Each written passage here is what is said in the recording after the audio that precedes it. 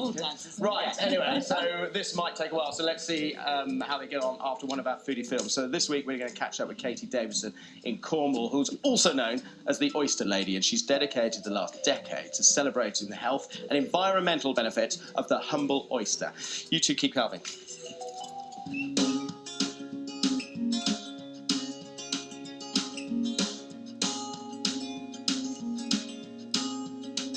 Oyster farming helps the environment because they are what we would call a keystone species, and they have a positive impact on any environment they're grown in. A single oyster can actually purify 40 gallons of water a day. Not only that, a natural oyster reef will create an ecosystem for about 200 other species to thrive. Oysters are known as eco-engineers as well, and that's because they actually sequester nitrogen and CO2 from their immediate environment. They're known for carbon capture as well, which is really important with the effect of climate change. We only have two types in this country that grow here. One is an indigenous oyster, that's Ostrea edulis, also known as the native. We also have Ostrea gigas, which is originally from Japanese waters but has been naturalised here for decades now. And it's also known as rock or Pacific, more commonly. I've been farming oysters here for the last 35, 36 years. Pacific oyster doesn't spawn readily in our waters, so we buy young Pacific oysters from specialist hatcheries.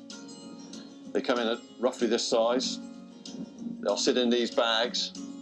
At the end of the first summer, they'll be this size, and they finish up at this size at the end of the second summer. So these are ready to sell.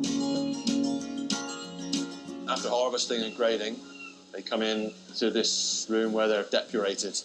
It's a legal requirement for all bivalve shellfish to be depurated. The water circulates through the shellfish for 42 hours minimum, at which stage we can drain the tank down, and then they're ready to sell to the general public.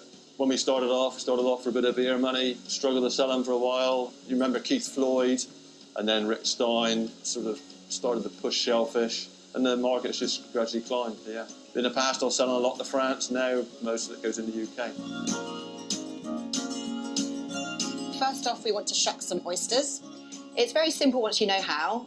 Most important is to protect your hand from the shell. Go in at the hinge, side to side, and once you've got a bit of purchase like that, just twist and pop, and you're pretty much done. You then just want to cut the adductor muscle across the top, cut the adductor muscle at the bottom, and you've got your shucked oyster ready to go.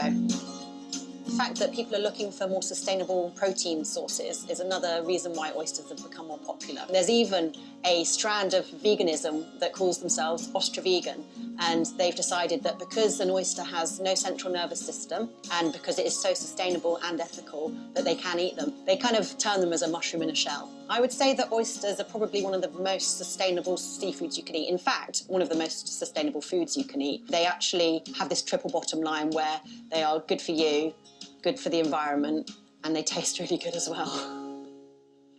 Thanks for that, Katy. I love the look of that pasta dish. I'm going to try that one. Right, let's see how our chefs are